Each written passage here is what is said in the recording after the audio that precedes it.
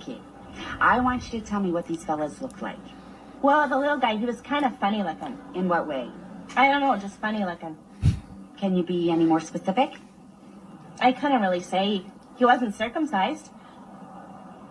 Was he funny looking apart from that? Yeah. So, you were having sex with a little fella then? Uh-huh. Is there anything else you can tell me about him? No. Like I say, he was funny looking. More than most people, even. What about the other fella? He was a little older. You know, he looked like the Marlboro Man. Oh, yeah? Yeah. But maybe I'm saying that, you know, because he smoked a lot of Marlboros. Uh-huh. You know, like a subconscious type of thing. Oh, yeah, that can happen. Yeah. Yeah. Hey, they said they were going to the Twin Cities. Oh, yeah? Yeah. Yeah? Yeah, is that useful to you? Oh, you betcha, yeah. Yeah. Yeah. Yeah. You betcha. You betcha, yeah. We're not a bank, Jerry. Fargo, right? Yes. Well, welcome to the Music Relish Show, episode 116, 116. Dang. with your friends Lou, Perry, and Mark. Buenos dias, Lou. Buenos dias, Perry. Buenos dias. Hello, hello, hello. Buenos Diaz. We've been going every other week for the summer, so don't forget we're here. And just to be a whore, if you see what we like us and subscribe to us. We won't send you anything. Yeah. We Like promise. us and subscribe, yeah. Yeah. Give us a kick. Give us a boost. Yeah. If you see it in your hearts to do so. Yeah. Yeah. So, what is going on tonight? This week on the Music Relish Show, episode 116, we have Random Relish Topics, a video of Bad Company, Rock and Roll Hall of Fame inductees, playing Can't Get Enough. I've certainly played that song many times. Every kid growing up in the 70s in the band did. Music trivia questions. Hal Blaine's Monster drum kit. Monster is in yeah. quotations. It's a freaking monster. Yep. And we got some video of Nick Lowe and Daryl Hall, the great Nick Lowe and the great Daryl Hall, doing a song or two, I guess, right? We have lots of extras. Cruel to be kind. Cruel to be kind, okay. Yeah, yep. And we do have lots of extras, and we always have extra. Things will pop up. Sure do. As attention spans come and go, Wayne, we'll throw things in.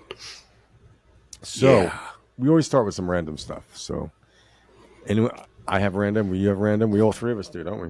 Yep. Yeah. Well, I'm gonna host, start. Lou, you want to kick it off? I will kick it off. Only because, I've been looking for music to listen to, and as someone who's not a Grateful Dead, Mark, I listened to two of the quintessential Grateful Dead albums, but I never listened to a Grateful Dead album in its entirety. So I listened to Working Man's Dead and both records, Working Man's Dead and American Beauty. That's a pair. It's a pair. I mean, I think if you want to know what the Grateful Dead are about, for anyone who's not a fan, do that. It's their definitive records. They're studio recordings. Yeah. And Actually, definitive the early years. Yeah. Right. A good point. So I like them. I thought they're really. I thought they were recorded well. The songs, especially in American Beauty, 6 or 7 of those songs are so well known and are big parts of their repertoire. And my favorite Grateful Dead song, "Box of Rain," is on that. Yeah. Great pop song. But I noticed something. There is the co-producer, or one of the co-producers on Working Man's Dead is a woman named Betty Cantor Jackson, and she was an audio engineer. And we have touched upon this briefly. And so what it was is, she did a lot of their soundboard recordings. So there was a time when she moved on that, she had to mortgage her house and had to put things in the storage. She couldn't afford the storage fees. Yeah. So the contents were auctioned off. What it was cassette tapes of all these Grateful Dead shows. And not just them. There was the Legion of Mary, Kingfish, the Jerry Garcia Band, Old and In the Way. It's a pretty funny name. And the New Riders of the Purple Sage, that's a well-known band that Jerry played with. So she had all these tapes, and what happens, they put them on auction. The Grateful Dead declined to bid on them. It went to two private entities. One was a teacher, another one was a couple. They just hung on to them, and at one point, they were approached by a guy that's in there's a cover band, Dark Star Orchestra, a guy named Rob Eaton. Dark Star Orchestra is a very well-known Dead tribute band. He approached them and said, let's fix these things up. So anyway, they ended up getting 100 hours of restored music, live recordings of all those different acts. But they're called the Betty boards because they came off the soundboard. But oddly enough, the Grateful Dead did not offer to bid on them. Funny, right? Yeah. So actually, eventually, after they were restored, the Grateful Dead offered the owner $100,000 for the tapes, but he refused to sell for less than $1 million. And so this guitar player, went on contacted other owners to say, "Hey, restore these things. Like, take a lesson from me, Perry, because I sent you a reel-to-reel of old recordings, and it's unraveled mess. It's a shame." Did you mail it to me? What, those tapes? No, I sent you a picture of them. Right. But you said you sent them to me. Like, right. Okay. Yeah. Like Harry, check your porch. Check in a your bag. porch. So, of all those tapes, there are several live recordings of the Dead that are well known, right? Roosevelt Stadium, was it 76? there's got to be many copies of these. Yeah. Yeah. So there's a notable one is called Cornell 5877. It was recorded at Cornell University's Barton Hall. It's said widely regarded as one of the Dead's best shows, one of the best live recordings of the band. In 2012, it was added to the National Recording Registry of the Library of Congress. Yeah, it's a very good recording. Yeah, actually, and and then I'm sure they were playing at their best too. I mean, obviously, it's not great just for sound quality, but for musicianship, they were tight that night. They were sharp. Yeah. Now, just so you know, she actually recorded direct, like she was touring with the band, and she recorded their concerts onto quarter-inch. And eventually they did locate the quarter-inches. So that release of that one that you just mentioned, Cornell, came from the quarter-inch. And they're slowly releasing them all. Right. But tape traders for years, when you can only get the shows on cassette, if it was a Betty mix or a Betty tape, that was like prized. It's going to have better quality than somebody with their own handheld recorder at the Dead show, not right? Only that, but there were other people that recorded to quarter-inch that weren't as good as her. She really did a good job with it. Yeah. I've read that too, in the past, yep. Okay. I have a question here. So, the 27 Club? Yeah. Is Ron Pigpen McKernan considered in that list because he died at the age of 27? Is he ever mentioned in those too much? Or? Probably not. No. Yeah. No. He wasn't a big star. To Deadheads he is, but... Yeah, but he was unassuming to most, Right. Hey, by the way, Lou, if I could just throw something in there, a quick connection. Man. That's all I got on the Dead. I just, okay. I said to myself, I said, Lou, I said. So I says to myself, I says. I've never listened to a Grateful Dead record, and I never will again, Mark. I listened to 2, and that's it. It's it. You're done. By the way, Rod Pigpen is a 27 Club. He died at age 27. He was, but I was wondering, like, I don't recall seeing him mentioned in the big list with Janis. Usually not, yeah. No, he's not, he's not going to be mentioned on Q104 here, the classic rock station, as much, Well, if I had a radio, if I was on a podcast, I would. Did he meet his demise like the other ones did? No, it was more medical. He drank himself to death. Okay. No, didn't he have a car? Didn't he have an accident? No, his health was declining. He was a major alcoholic. Yeah, but which was the one that had an accident, though? Oh, the Keith Godshaw, who was replaced Pigpen. Right. And then the wife sang with them. Yeah, he had a car accident. That's right. Okay. And that was actually today that it happened. Right. Well, speaking of dead people. But you know what? If I could just bring up my one connection. Yeah. You mentioned Rob Eaton from Dark Star Orchestra. Yes. Rob Eaton also for years was Pat Metheny's go-to engineer on all his albums, and he produced some of the albums. And he actually had a hand in a lot of these releases coming out as well. He oversees the vault.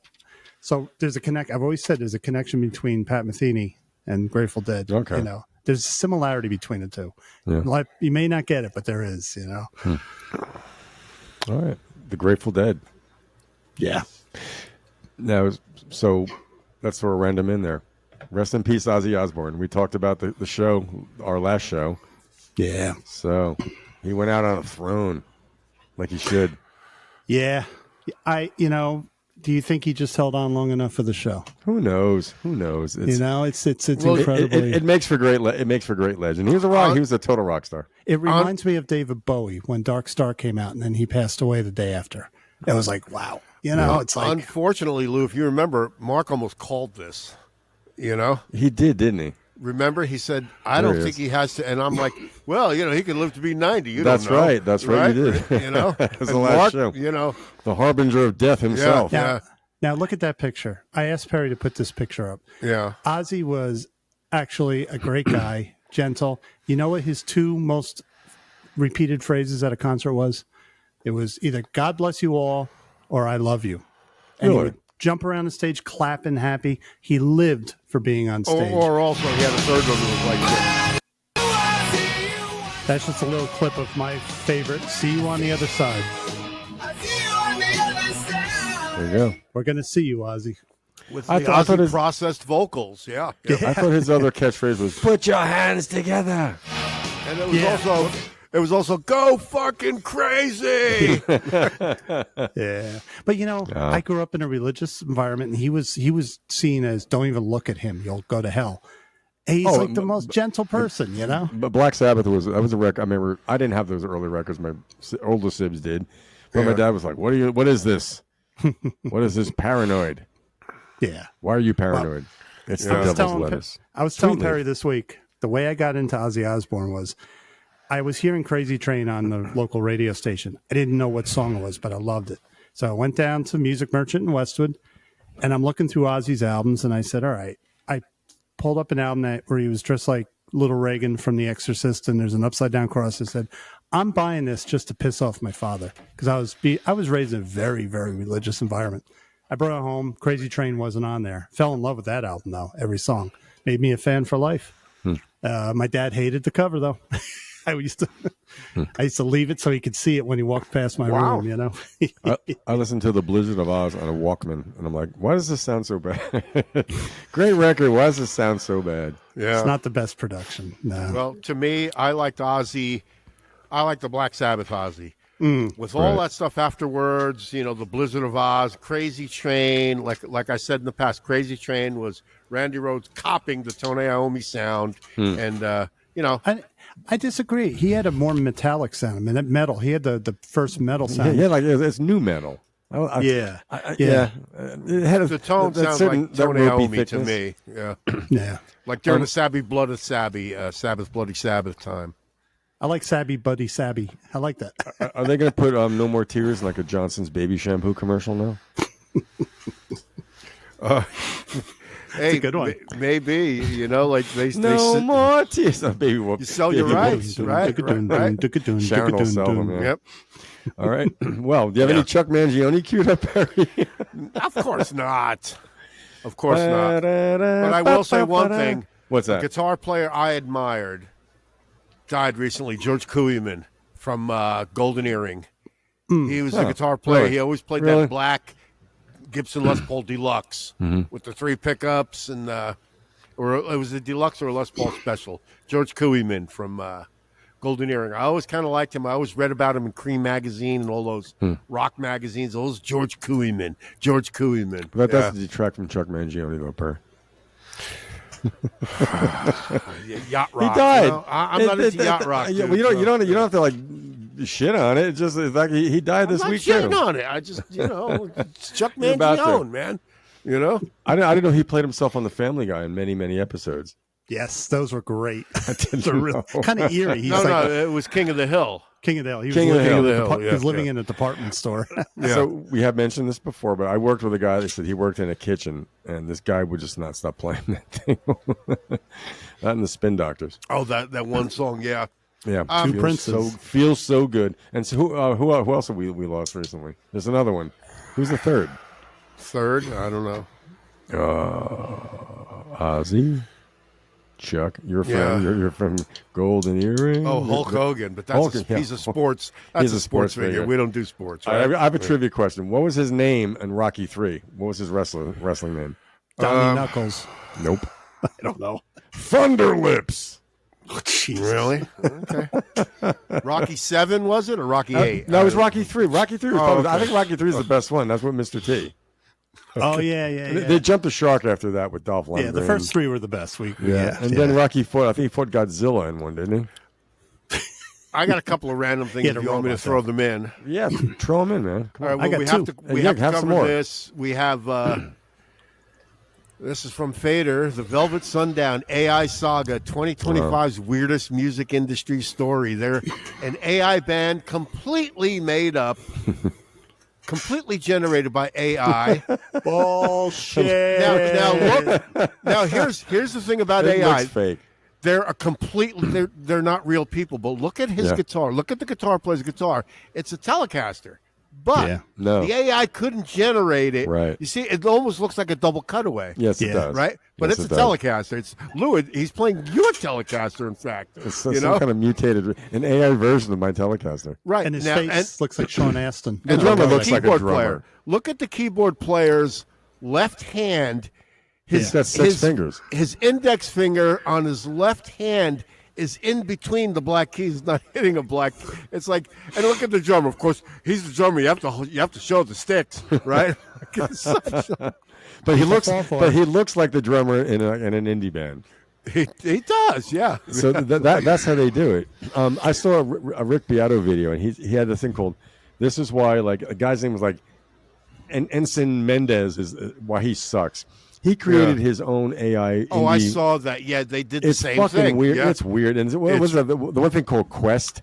You type in, write a song from like a 23-year-old Yeah, who's leaving yeah. college to pursue his dream of being in music. And Right. but you know something? There's no emotion in it. As much as, even with inflection of voice, there's no real emotion in It's stuff. generic. Yeah.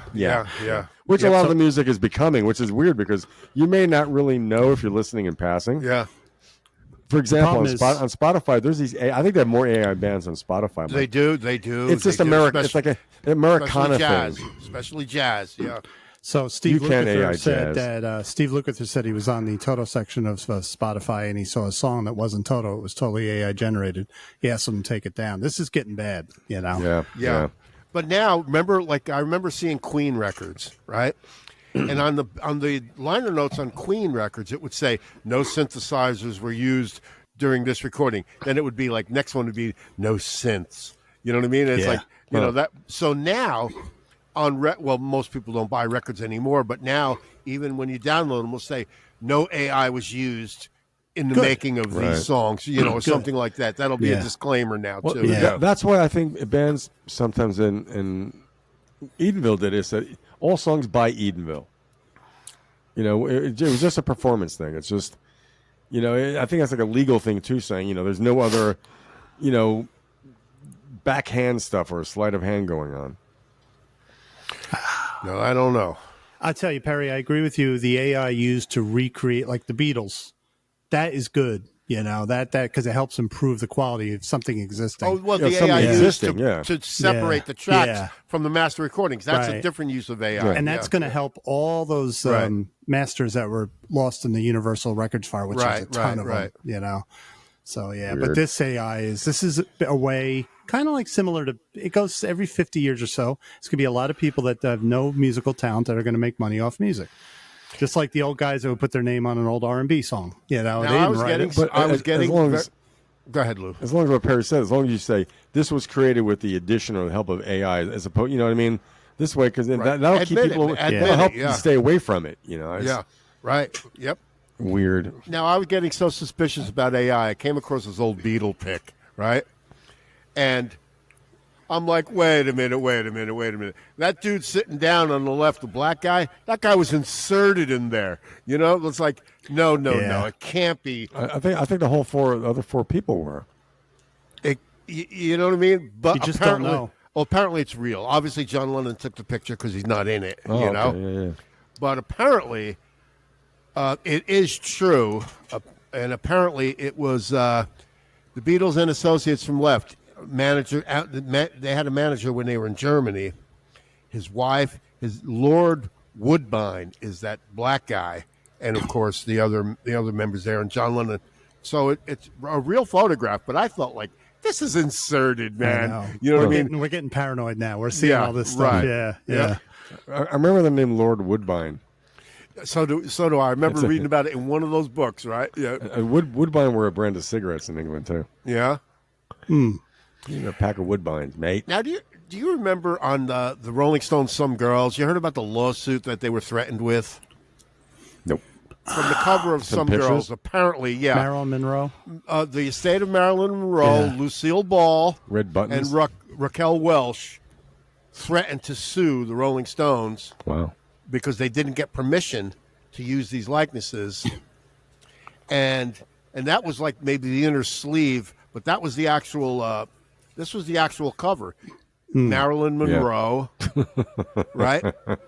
Lucille Ball, It's like you see. I thought I saw Red Skelton or Red Buttons in there. Well, Al Jolson's in there. You know, Jolson's coming. And Mark, I think you should get the Georgie. I think that would look good on you. I'll do it next week. Oh, by the way, have you seen a trailer for the new Spinal Tap? Spinal Yes, Tap I 2? have. I have. And the 2 is that little miniature. Yes. The stone. The is it when they're talking about jazz? Yeah. So I think it's coming out soon, isn't it?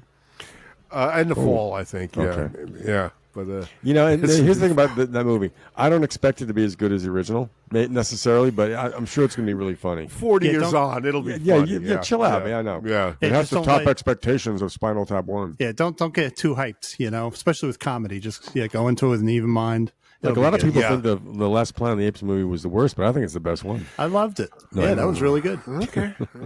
I I don't have any meant, more I random. meant the guys. original series. The I last don't have one. any more randoms.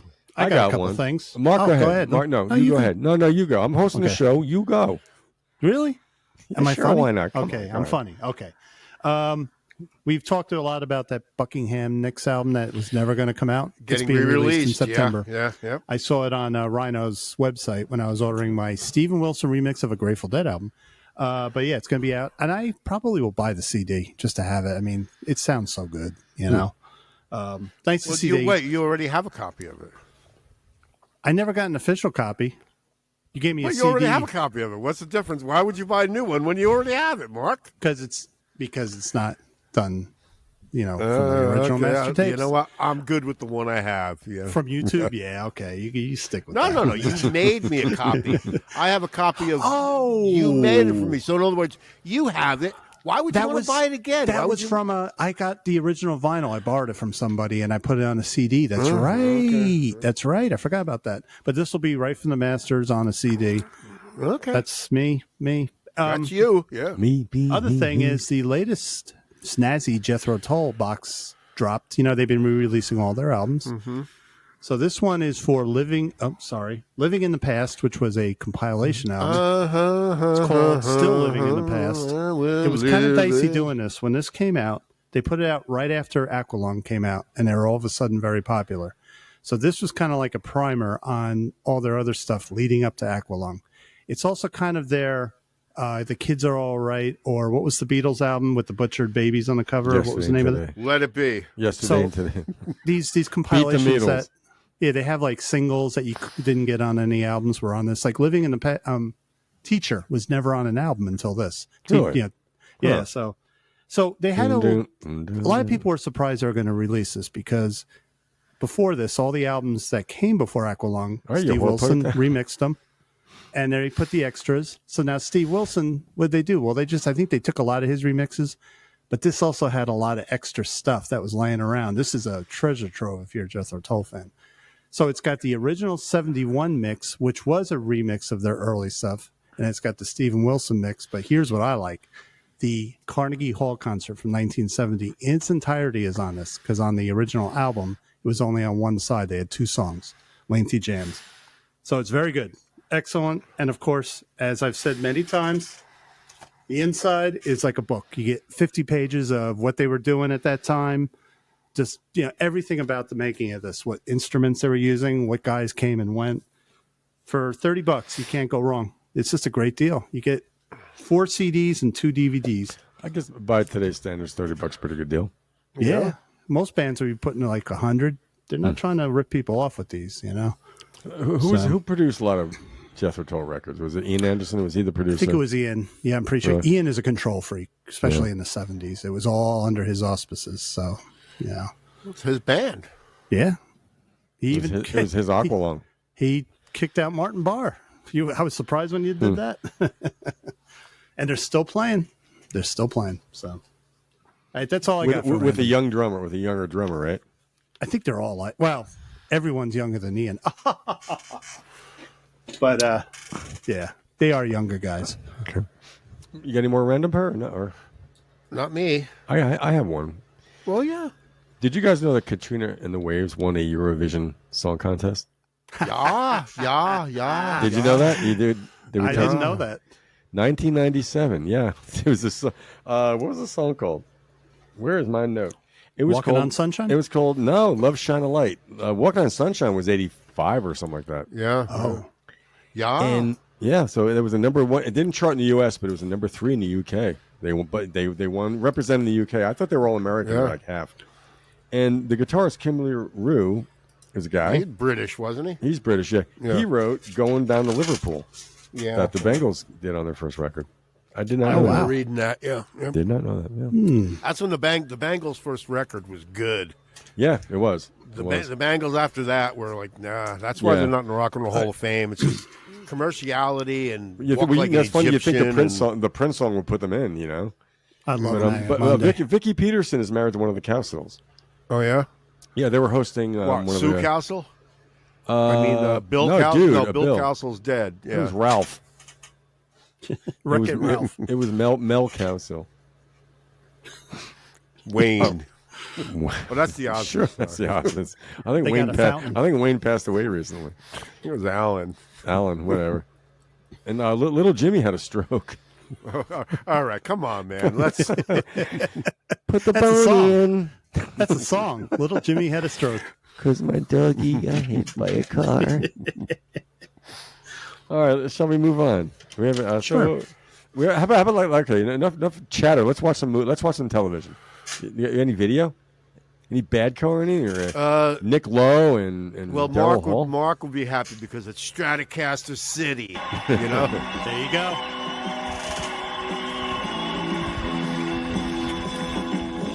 And this Paul is Rogers playing 1979. That's when I saw them. Oh, Paul's got his guitar. He's like 5 feet tall. Another guy had a stroke.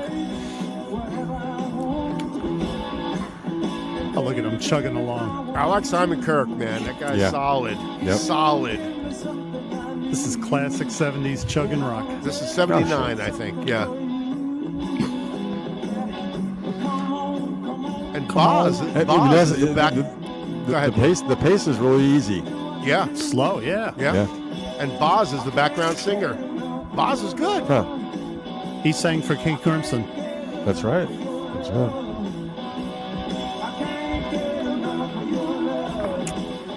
I saw them do this. This was good. Sounds good. Sounds nice. And well, the guitar solo on record is doubled. So Yeah. Paul and Mick are going to do it. Yeah. Yeah. Yeah. So, but did he play much guitar on record? He's a good guitar player, Paul Rogers, apparently, and a He's a piano good player. acoustic player. Yeah, Seagull. I remember seeing Seagull is him him. playing piano.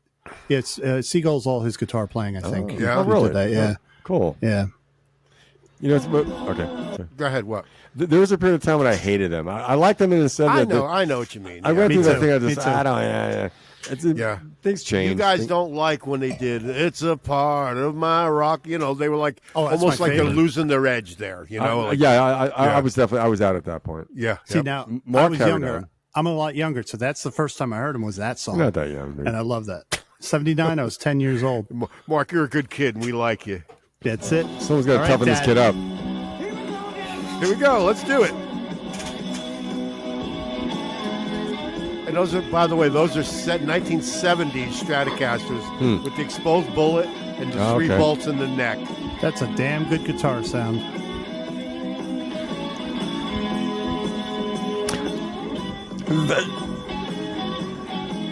Cool, man. He also played guitar with The Firm with Jimmy, too. I like Mick Ralphs. It's a great guitarist. Yeah. Too bad he won't be there, man. Nothing fancy on the bass. Boom, boom, boom. Yeah. And this is real basic rock and roll in a lot of ways.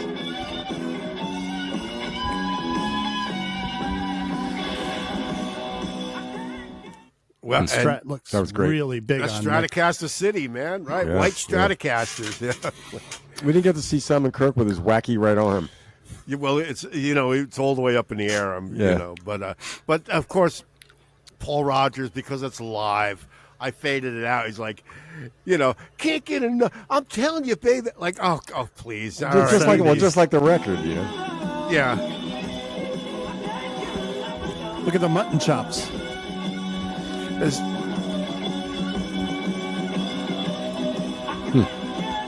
And Mick is holding the rhythm together. What a voice.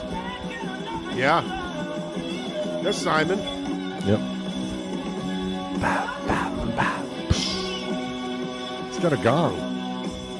What did they use a gong on? Got to be a song where they needed a gong. Shooting star, probably. Those are Remo CS Black Dot drum heads. Now watch this. This is the live stuff, you know. Yeah. Does he get histrionic? Right, right.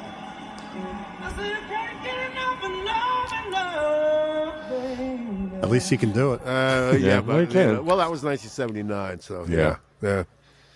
But I kind of like Bad Company. Those first couple of records were really good. Yeah. Yeah. I think the worst album was the last one they did. I can't listen to it. It had oh man, and that's the one where Paul Rogers and what's his name on drums had a fist fight in the studio. I'd love to be a fly on the All wall right, for yeah, that one. But they were radio friendly, you know. Yeah, they changed with the times for sure. Yeah, you have to. Who knows? Producers come. Although Rock and Roll Fantasy sounds like it was recorded on cocaine. I think so. It's got that Eagles long run It's sound so to it. it's so you know? compressed. And the thing is, Yeah. I always like Simon Kirk's drum sound. It's a real nice, natural, resonant, no bullshit drum sound. You know, there's his cymbals like on Ready for Love. That's such a well recorded ride cymbal. It's just it's clear. Right. It's just Yeah, you know, yeah. things happen. Admit you like the do-do-do. Come Oh, on. yeah. The Simmons drum sound. Those Yeah, were syndromes. That was pre Simmons even Yep. He committed a sin. on the drums. Yeah. Okay. All right, random. Anyone got any trivia? I got some trivia. think we all why don't do. you kick it, Lou? You're the host, man. Okay, so this week I was thinking about that song "River Deep Mountain High." Yeah, yeah. Phil Spector's big his big flop that kind of made him withdraw until he did produce the Circa Beatles. 1967. 66, I think. Okay. I think it was 66. Yeah. And I went and listened to it again, and in my opinion, you know, there's a parallel between that and Heroes and Villains. I think they were released the same. Heroes and Villains came out a year later, I think, right? 67. 66. Yeah. Yeah. People used to put 2 albums out a year. You know? Yeah, well, I think Heroes and Villains is a better recording, but one thing about it, people thought it sounded too muddy. River Deep Mountain High, I think it's a mess of a recording. The It playing is, is yeah. great. The playing Yeah. is great. The chorus is great, and anyway, but I heard a version that Darlene Love recorded, and you know I thought I think Tina Turner is great. Well, she was great, but I never really her voice never caught me. I like more rounded Yeah. singers. You know, it was not Yeah. too harsh, but had her own thing. But you know, in the recording of that song, Phil Spector worked her to death on it. I mean, it was something that he beat that thing out of her, and Ike too, I guess, you know. But and they got copyrights on that. There was some weird thing going on where like I finagled something. But anyway, so I thought Darlene Love, and when I worked at the Bottom Line in New York, for one night, me and Tom, the chauffeur for the owners, we drove her and her new husband around New York just until the showtime came. There was Oh, a wow. Shoko, yeah, there's a Shoko leader of the pack. Ellie Greenwich was there about the Brill Building stuff. She was part of it, and so anyway, so we just I got to meet her and her new husband. It was a really really neat thing. So I got some Darlene Love trivia. And you know, every year at Christmas time, David Letterman would have her on to sing that Christmas song. You know, okay, so she sang on the #1 hit "He's a Rebel." Yep. It was credited. It was actually she was in a band called the Blossoms at that time. So these are multiple choice. It was credited to A, the Shangri-Las, B, the Rebelettes, C, the Crystals, or D, the Shirelles. What was credited? Actually, the band, they were called the Blossoms when they recorded it. He's a Rebel. Oh, I get it, Darlene. But She was the lead singer. She was the lead singer, and on they changed record. Yeah. Yeah, and they changed the name of the band, although they were still an existing band, and all three of the original Blossoms sang on it. I'm But going they to say changed the their name. Crystals. I'm going to say it's the Crystals. Perry says the Crystals. You want the What names was- again? There was the Shangri-Las, the Rebelettes, the Crystals, and the Shirelles. For some reason, B's sticking out to me. I'm probably wrong, but I'm going to go with B. It is not the Rebelettes. It was the Crystals. Ah, #1 hit. #1 hit. Okay, so Darlene Love, not only was she a great singer, she acted too. What was the movie series where she had a recurring role? Was it A, the Friday series, B, the Lethal Weapon series, C, Mission Impossible, or D, the Scream series? She was Danny Glover's wife in Lethal Weapon. Yes, she was. Yeah. Let's just get that out there. Yep. And what was his name? What was his name in the movie? What's his character name? Lethal Barbecue. I'm Ribs. too old for this shit. What was his name in the series? What was his character's name? Roger Murtaugh. Yeah. Roger Murtaugh. Chips, great movies. Chips Murtaugh. There was like 7 of them. There was a TV series. There was a actual Lethal Yeah. Weapon TV series. Those movies are great. Just Okay. fucking great. Another one here. Darlene's sister, Edna Wright. Their last name was not Love. It's actually she was Darlene Wright. Her sister Edna Wright was a member of what girl group, R&B group? Was it A, the Dixie Cups, B, oh my God, I can't. The Charmaines, C, the Cookies, or D, Honeycomb? She was in the Dixie Cups. I'm gonna go with B. You're both wrong. It was Honeycomb. I knew that. What was Honeycomb's #1 hit? Get my honey. Who was Wait, you're talking about the band, the Honeycombs, or yeah, and Darlene's sister Edna was the lead singer in the band the Honeycombs, and they had a big #1 R&B hit. Big. It's used in commercials now too. well, there was a British group called the Honeycombs that had "Have The girl I drummer. the right to be?" Yeah, that's right. And they had a girl drummer and singer. Yeah, yeah. yep. Um, I don't know what is it. Want ads. Going to put it in the want ads. Oh wow. That's Wanted- Darlene Love's sister singing That's her. that. That's her sister Edna. Yeah. Wow, Wow. That's that's a good song. Yeah, That's a really great song, and the cool rhythm guitar. You know, that's it's the one that playing- goes "Wanted, young Young men, men, single and free." single and- Yeah, yeah. and a that good is a song. young Ray Parker Jr. on rhythm guitar Wow, cool, of Ghostbusters theme. cool. Who you gonna call? Who you gonna call? Yeah, cool. So that's all I got on trivia. Anyone else got any trivia? I got 5. I You got a got lot. 5. Yeah. So Shoot, you want dude. me and Perry will go back and forth, ping pong. Oh, style. that's right. Yeah, I forgot. I had Yeah. Yeah, we'll do a pickleball thing. Yeah. Yeah. You want to go, Perry? All right, I've got one. You don't I'll hear do much one. about pickleball lately, do you? I'll do one. Anywho. Who was the Dumb first name. white artist to play at the Apollo Theater in Harlem, New York? Oh, I got it. Rare Earth. Buddy Holly. It was Buddy Holly, and they were billed as the Crickets. That's why they didn't know. Picture's hysterical. They didn't know. Well, Did you do that? no. Hey, This is a real. Yeah. The I'm at the Crickets, yeah. Apollo. Yep. No, that's in the Buddy Holly story with Gary Busey when he plays the Apollo. Gary okay. Bussey. Yeah. It's funny. They thought they were. There's a possibility when they heard them on the radio they thought they were black, Yeah. like the Rascals. Yeah. Go ahead, Mark. Okay, I got a multiple choice for you. You're all familiar with that great guitarist extraordinaire, Eric Johnson. Before he was signed and he was an unknown in the Texas area, the Austin area, what artist's debut solo album did he play on? And it's a multiple choice. Was it Michael McDonald, Christopher Cross, or Don Henley? Now, he played on this album unsigned. He was nobody knew about him. I'm gonna say Christopher Cross. I'm going to say Christopher Cross also. You're right. Huh? Great song too. Don Henley always worked with Cooch, Mike Campbell. He was a Texan. Same town. Wow. Great song.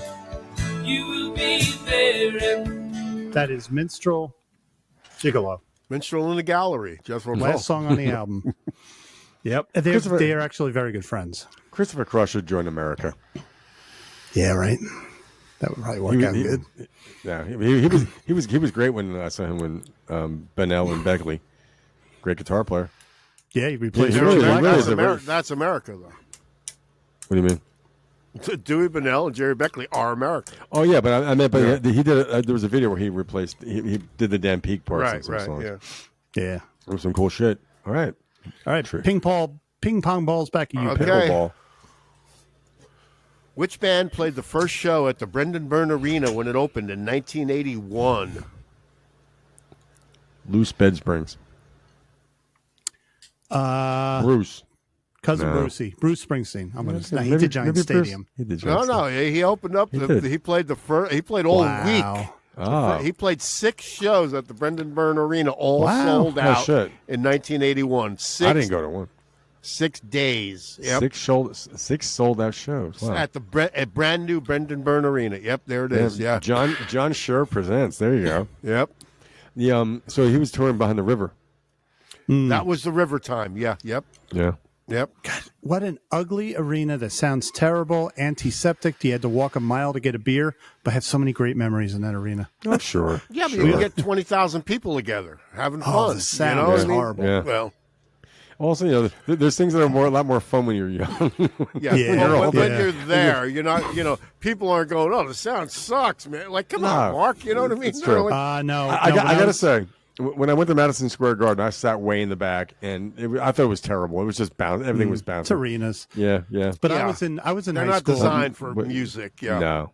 I was in high Boston. school, and we nabbed a ZZ Top ticket, me and my friend Ken, and we were way up there. And I was a teenager, and I said, "This sucks." I couldn't Way even up hear where? what In song. the loge? Yeah, In the mezzanine? and I couldn't tell what song they were playing. It was so echoey, and that's when I started hating arenas. When I was like 1987, I was like, "Fuck this," And the worst sounding band in an arena, but they had to play arenas, was always Rush because Alex Yeah. Lifeson's guitar is wishy washy, and we get lost. Yeah.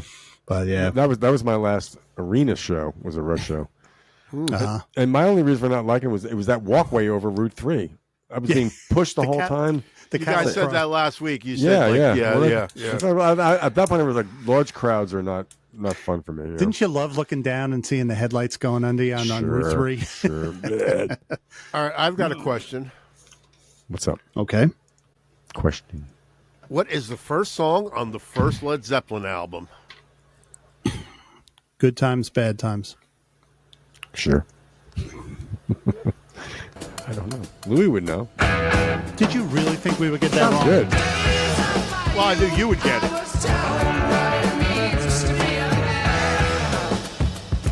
He's double kicking. He couldn't swing a sack of shit.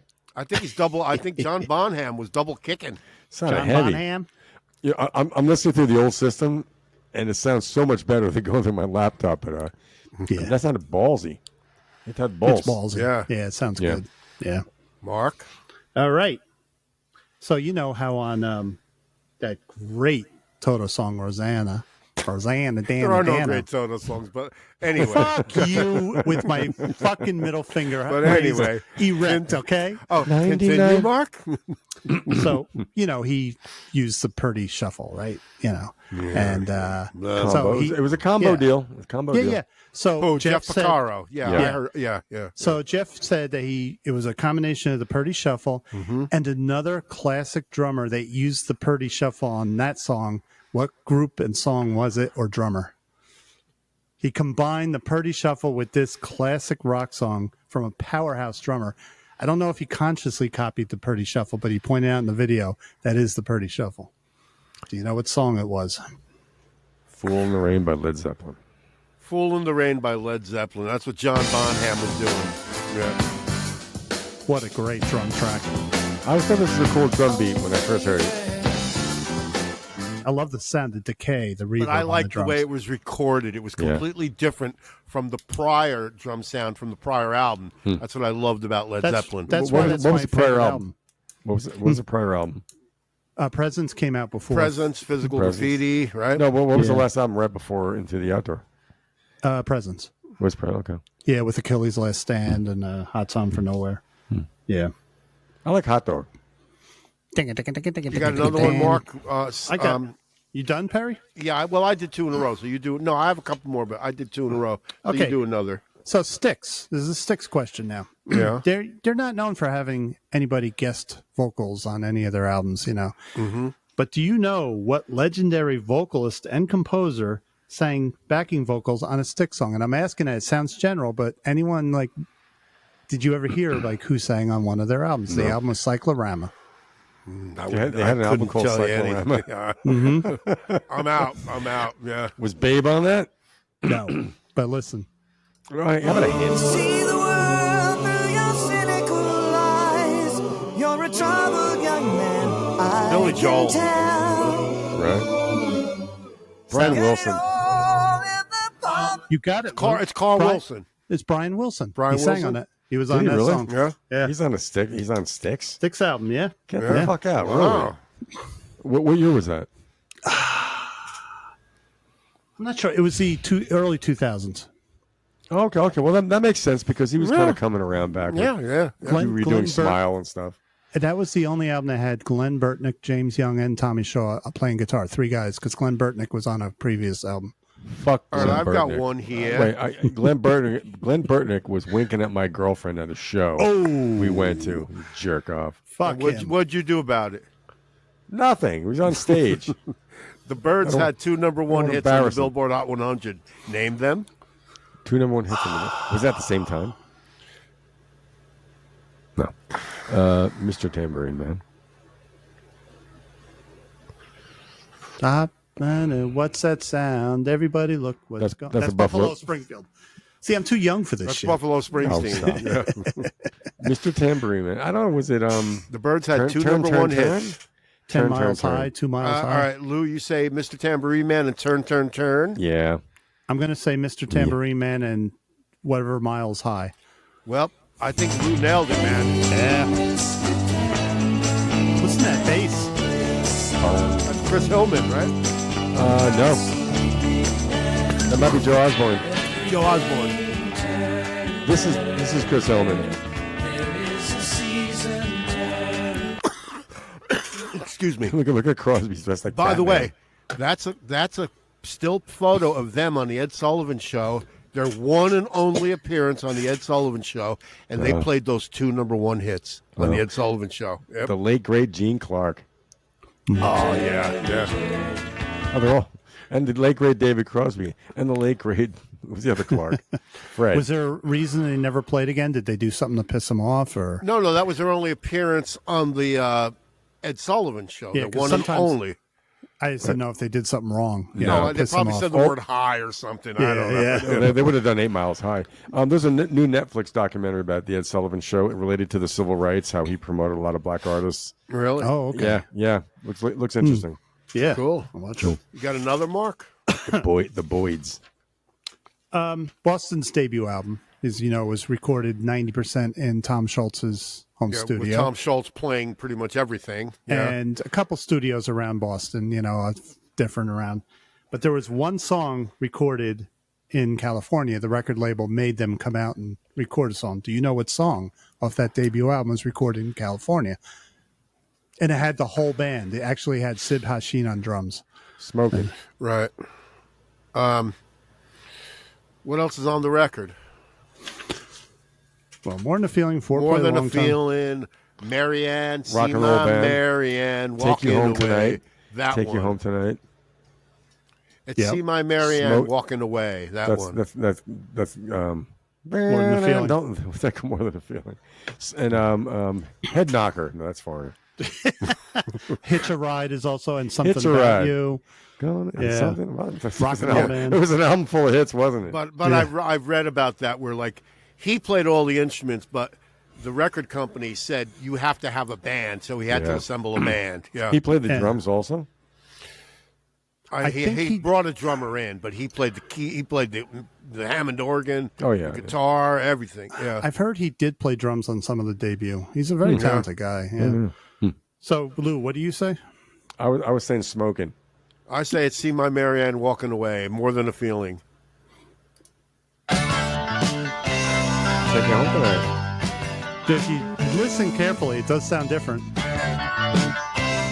It's got that more studio process sounds like sound. the Grateful Dead to me. I'm not like this. I really kind of. The drums sound different. That's the most, what I noticed the most. The last song on the album, they made him come out and record. So the record label is always getting involved in trying to control him. You I know? like that song. It goes, everything. "Take me home tonight." The I don't outro. want to. Oh no, that's Eddie Money. It's I Eddie think, Money. right? Yeah. No, the outro is wicked. It's yeah. Sounds like Tina Turner. It was like River Deep, Mountain High. And Grant Hart on drums. It does sound kind of Grant Hart. Greatest drummer in rock and roll ever.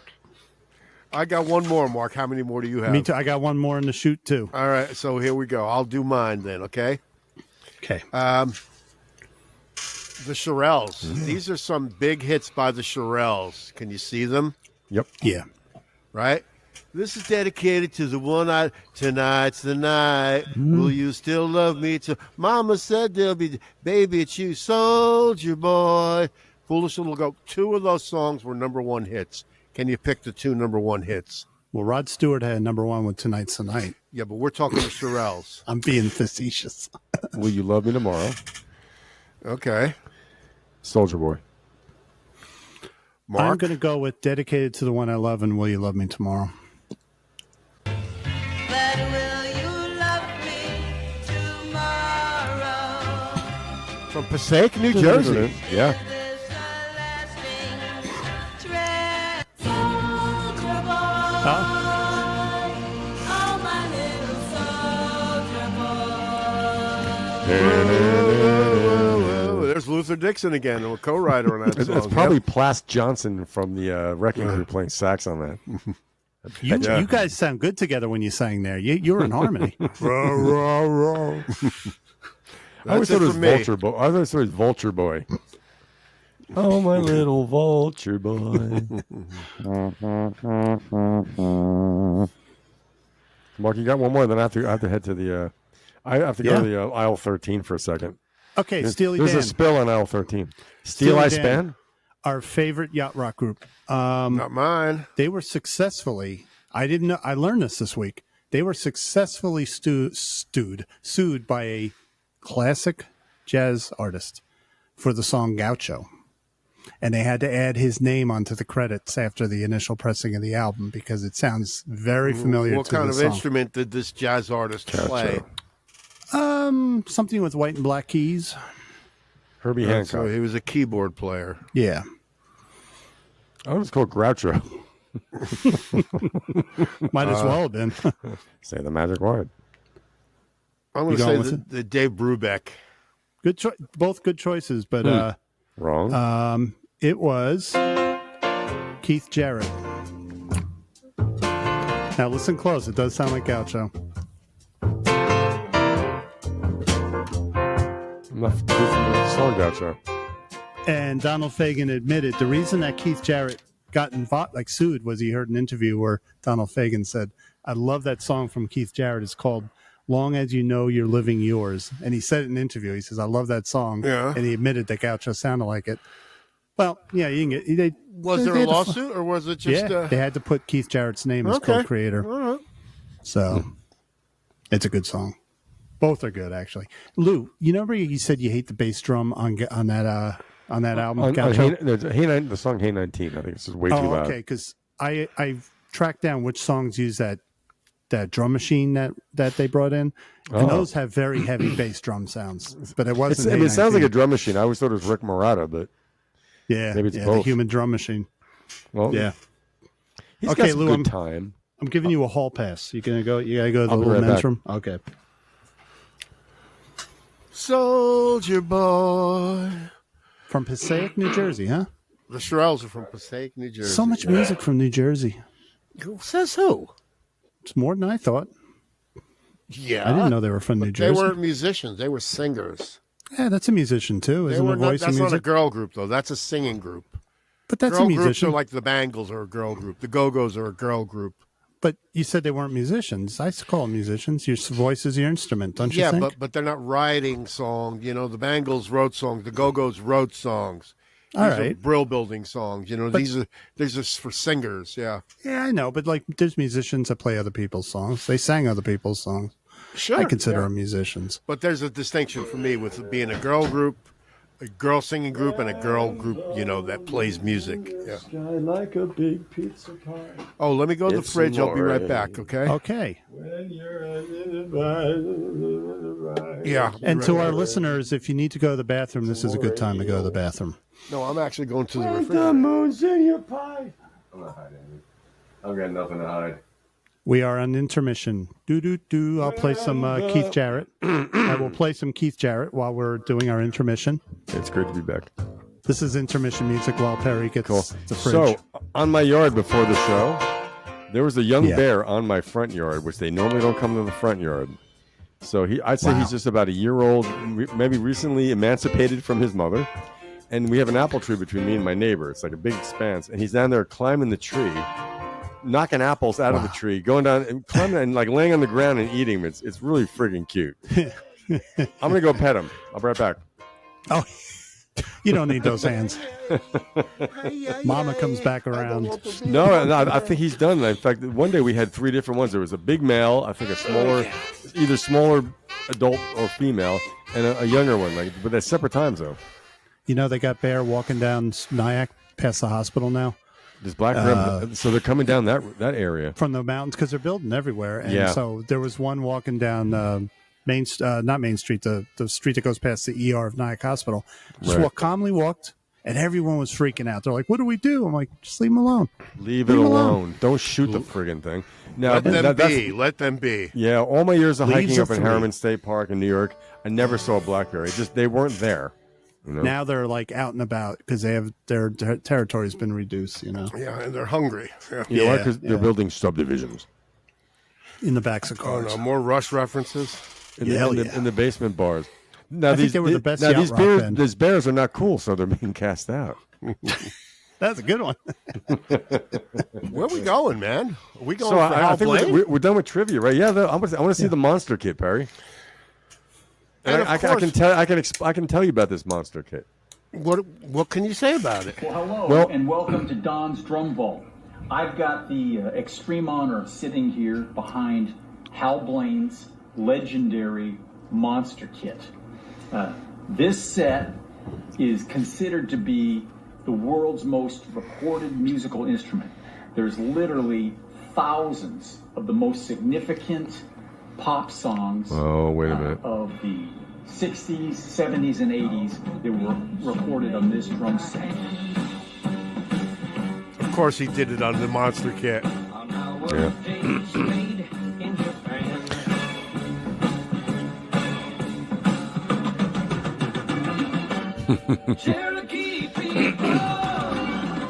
Ooh, sounds good.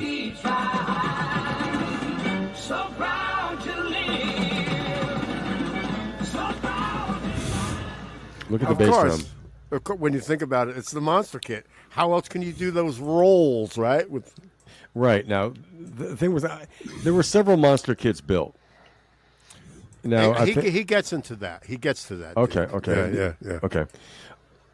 Does he explain the origin Hal and the reasons behind? 2 identical sets like this that because he was so busy, he was doing so many sessions every day, he would, as he would call it, he would have them leapfrogging back and forth between the various studios in Hollywood so he could do all the dates he was doing. This set is sort of a conglomeration of some basic Ludwig 1969 drums and some custom-made Blaemire fiberglass shells. These were the brainchild of Hal's tech and friend Rick Fauché and a guy named Howie Oliver who worked at the Pro Drum Shop in LA. The set consists of 7 fiberglass concert toms that go 6, 8, 10, 12, 13, 14, and 15. They're all, as you can see, open bottoms. The inspiration for these toms came from an earlier set of Hal's, which was his timbali set. He basically made a drum set in... That's the drum kit he played on Windy, the timbali set. Really? By the association. Those are timbales. Yeah, because in the early days, like with Pet Sounds, he had his blue... I think it was a Rogers kit. It's a blue Ludwig kit. Ludwig. Excuse me. Supraphonic. Ludwig. Yeah. That was good. Yeah, thanks, Mark. Yeah. But his Monster Kit, it was built originally, the first one was built around his 4-piece Ludwig Blue Sparkle kit. Right, yeah. And so what he wanted an octave of tom-toms. So he counts his floor tom-tom as the 8th one. So it goes 6 to 15 that are on those concert toms. A concert tom has no bottom head. Yeah. And then so his regular floor tom tom was the 8th tom tom. And he said he had his tech who created these. Well, the thing is, those toms, part of the monster kit were on these special. They're on rollers. One of the first things that we notice are these toms are on these rolling racks, which once again, this is years before the idea of a drum rack ever even existed. This is where that whole concept started. What these are Klieg microphone stands, like you would see in on a movie set, where you'd have a microphone boom on a large boom. They need to have a big bass like this to balance it. So Rick Fauché fashioned these racks, which is a custom piece of solid curved metal. He handmade all these fittings. He used Ludwig, like the mounting piece off of a Ludwig. That's a tech that can do this stuff for you, right? Oh yeah. And also other things I've heard too, like on his kit. One thing about a drum set, when you sit behind it, you hear rattles a lot of times. There's, for recording, that can be a bedeviling thing. So where most drum kits have metal washers, when the tension rods screw into tighten the drum head, he had his tech use rubber washers. I mean, this stuff's really well thought out. Is there much more of that video? Just hello? Can't hear you. Can't hear. He don't cut out. Oh, there's 3 more. Okay. Yeah. Yep. Here we go. As I mentioned earlier, Hal had 2 identical sets like this because he was so busy and he needed drums going in lots of different directions all the time. Well, word got around among the record producers that set 1 was the better sounding set. And so when Hal would get hired for a date, guys would start saying, well, Hal, we want to have you in the gig, but can you make sure you bring set 1 because that one really sounds a lot better. Well, that created kind of a logistical headache for him. Mm-hmm. So he came up with the idea of simply stenciling all the cases for both sets as set Smart 1. move. And so both kits were called set 1, and he would arrive at the studio, they would see set 1, and everyone would be happy, and nobody ever knew the difference one way or the other. The producers are happy, right? Yeah. We have the good sounding kit. It's pretty cool that they were fiberglass back in 69. Those toms? Yeah. Did that predate like the Ludwig Vistalite kit that Bonham played? The see-through orange one. I don't know when those came to be. It was the 70s, I think, they came up with Vistalite, right? Yeah. How was he even said? He goes, "I'm not the greatest technical drummer." He was very creative. The guy had a creative mind about things he wanted. That's the drum kits on all those Carpenters hits. Those tom-tom fills on the Carpenters things. He said, he goes, "I wanted to play melodic drum fills." Yeah. So with that many, you tune those to notes. And a Cherokee people, I mean, you cannot achieve that role on a 4-piece kit. I've done it on both my kits. One's a 5-piece, one's a 4-piece. Yeah. You just have to you have to play the fill like longer on the snare drum than you normally. It's just, but it's not the same thing. Yeah, but he had all different sizes, 10, 12. Right. Right. And it's a preposterously big. I mean, it's funny. People make fun of Neil Peart and all these other guys for having big drum kits, but look at the size of that kit. But the funny thing, it was all based upon his 4-piece kit. Yeah. So if you roll those toms away, that's Hal Blaine's regular kit that he played all the other hits on. And I think he might get into his kick drum too. Device here, very ingenious.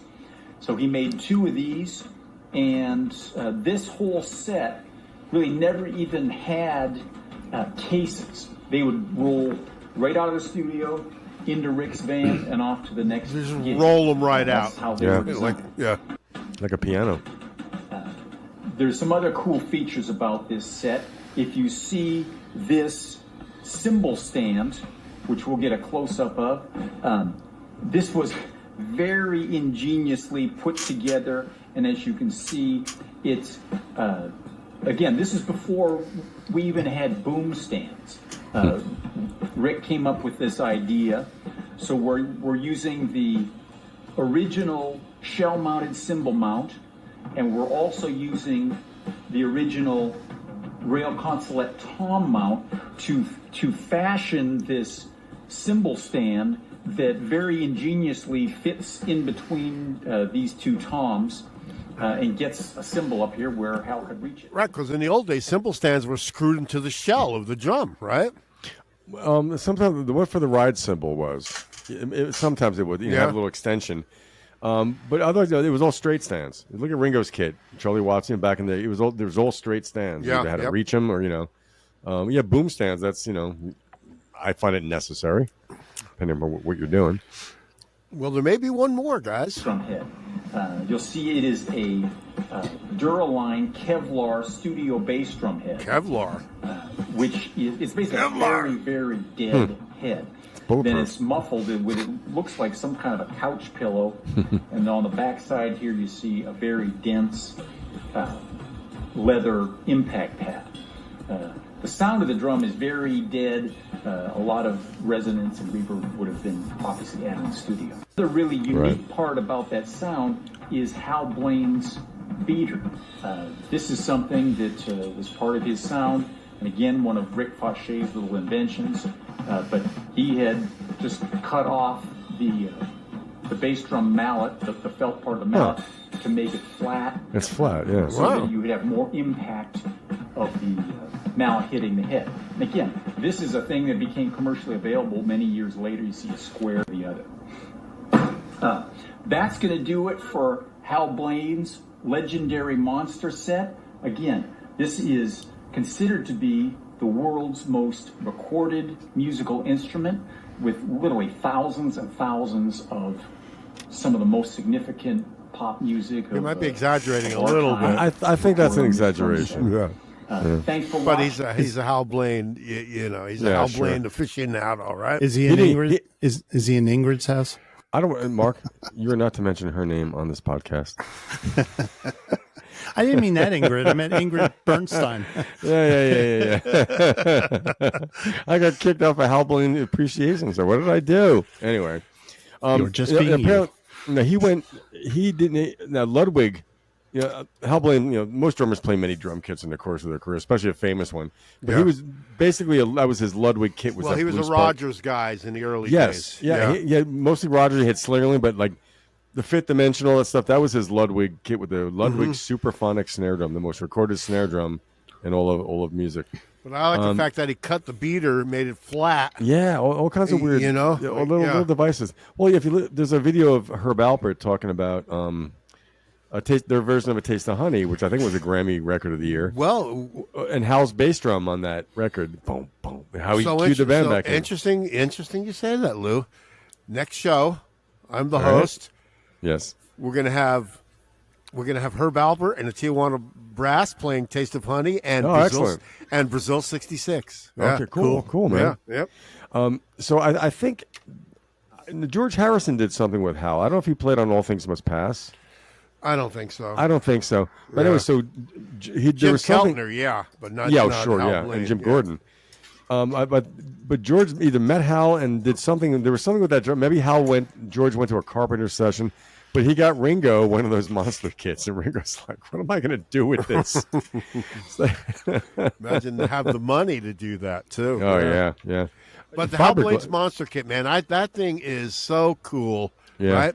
And the tom toms, you listen to the sound of those tom toms, they're kind of thuddy. They're very meaty, and so like I said, one thing, a drum kit, like, your bass drum might have, Bonham used an open kit, apparently. It needs a lot of muffling, but depending upon the music, like, you got to deaden drums a lot, especially in the early 70s. There was a very, deadened drum sound, very, very warm and low resonance. But he said he thought Ludwig should have given him an acknowledgement because Ludwig did a copy of the monster kit, and those weren't Ludwig drums. I don't think that the monster kit. I don't think those are Ludwig's. Those were through some other manufacturer, I think, or whatever, right?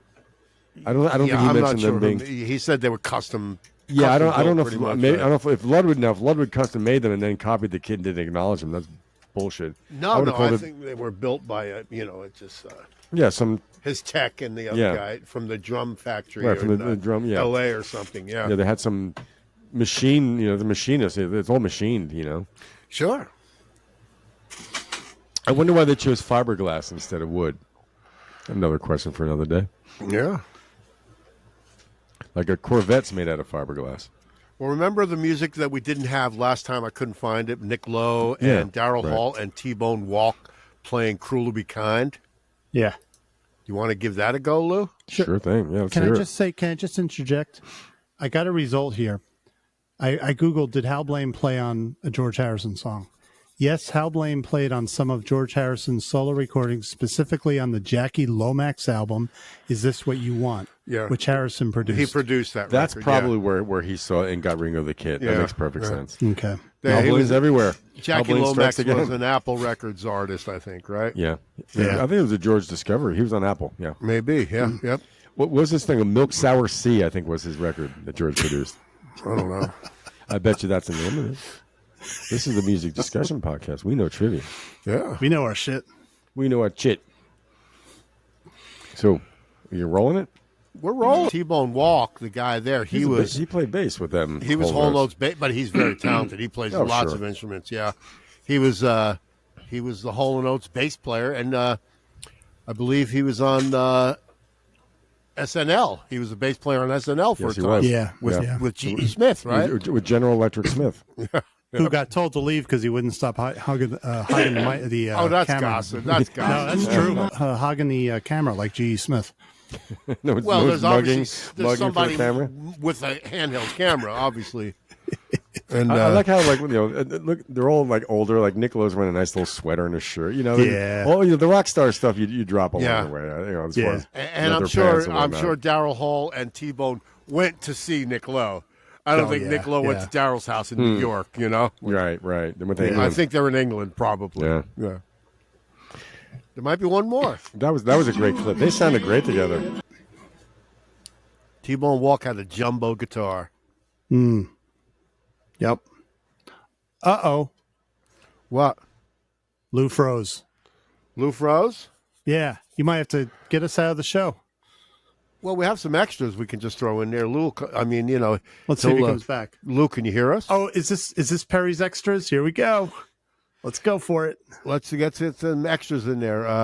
Yeah, he'll come back. All right, here's an Eddie Van Halen thing, which, like, do you think there's any unheard material, Mark? So, You're an architect. anyway, this used to be just a tape storage room.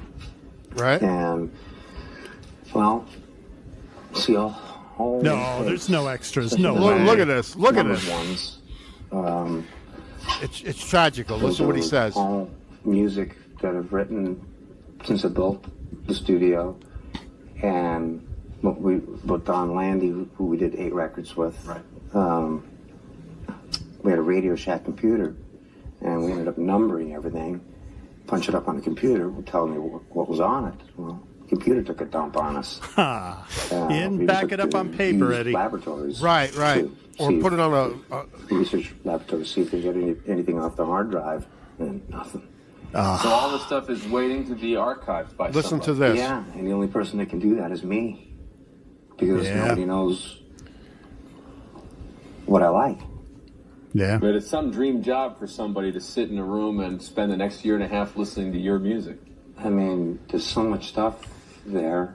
One day I just sort of, grabbed the ladder and went up there. And It's a shame. He's like, I'm the only guy that can do this, and he's not here anymore. And this was, you said there's so much material, man, right? Which is, I think, is why Alex has asked some people, including Steve Lukather, because they were good friends of Eddie. So between Alex, Steve, maybe they can make hide in their hair of some of these recordings, you know. But my God, to this day, computers, I try to back everything up on paper. It's a nightmare what happened to him. Yeah. Yeah. Let's Man. just do one more, then we'll go to the outro.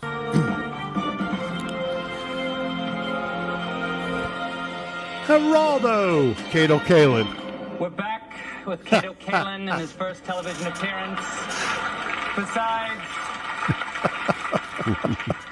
Besides Barbara Walters, hard He's copy, got and hair like hosting me. Talk Soup. That's Stephen Colbert, by the way. Really? What all do you remember from that night? Well, I was on the phone, right? And it was there was there's like, what was that? And there were three bumps like that. And so I go, OJ, somebody's here, and he's like, I don't know, because I said let's check it out, and he's like, weird over there, and that's not the way. He goes that way, and I'm not sure what that happened, and he's going like, you know, and there's the time he missed his flight. And Spot on. There's a reason Howard Stern had the sound of cue balls hitting each other when they played Kato Kaelin. Not much going on up there. That's pretty funny, right? Like, yeah. Oh, well, let's get the outro going. And by the way, just to repeat what we said at the top of the show, if you like what you heard, hope you like the show tonight, please click subscribe. Yeah. Costs you nothing. Consider subscribing. And, if you click notify on YouTube, you'll hear when a new show's posted. Absolutely. Here we go with the outro. Yeah. This is Lou's song, by the way. Ooh, I like it. Good vibes. Thanks to our subs. Are you on this at all? This is Lou. No. This is all Lou. Okay. Yeah. Man, too bad he's not here to hear it. MusicRollShow@gmail.com. Yeah, do it. Yeah. Send us an email. Doesn't even cost the price of a stamp. Oh, yeah. It's the Bradys. All right, I can name Marcia, Peter, Greg, Jan, Cindy, and what was the other guy's name? Bobby. Bobby Brady. Yeah, okay, Bobby Yeah. Brady. All right, good call. Marsha. Do-do-do. Imagine if you had one of those sitting there. Look how high Elvis is, man. It's, he's so high. 1973, and he died in, what, 77? Look at the fingers on his left hand hanging like they're Yeah, all weird. He's high as a kite, yeah. Oh, by the way, he's in his 40s. Of course, obviously, his hair has dyed jet black, you know? Yeah. And he was on prescription meds. Yeah. Like, comment, subscribe. Yeah. This looks like the same pool where they did the cover for Yeah. Nevermind, right? Yep. Yeah. I thought that was Paul Rogers on the left for a second. No, that's Nirvana, yeah. That's Chris Novoselic, yeah. Yep. Novoselic, yeah. No, yeah, thank you.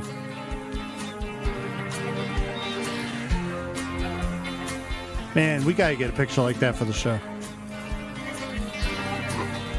Okay, where's that? Dude, look at this. Led Zeppelin. Tickets, £1 each on sale day, daily. Baths Hall. That's got to be like 69, right? In Ipswich, yeah. Yeah, Ipswich. I love that name. Yeah. Flick the Ipswich. Good drawing. Yeah. There you go. The Gibb Brothers. I was watching One Night Only today on HBO. Look, there's the Lou Monster Kit. Look at that. that guy that did Hal Blaine should be demonstrating this kit. That's the Monster Kit. Yeah. He doesn't really have his picture on every drum, so people know. No. We did that, yeah. Look at this guy, like Captain Teal. First off, does he have toothpicks holding his eyes wide open like that? I was going to say, I remember Captain Tennille. He always had glasses on. I never really saw his face. I don't know. And she has kind of a deviant look about her, too. Something not right about her, Perry. Something not right. She's looking at the guy off to the side. Look at Gold Star Recording Studio. Now look at the cars, right? The cars tell me it's early 1960s and Phil Spector is probably in there working, you know? Yeah. Yep. Oh, yeah. Yep. Miss Yaz. Opening song by me, closing song by Lou. Oz, thank you for getting through my teenage years. That's what I do. I play guitar and I know things.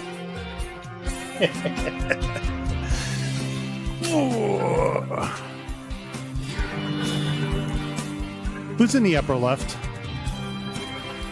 That's Tommy Tedesco and Hal Blaine. Ah. Of course, Johnny Cash. Yeah.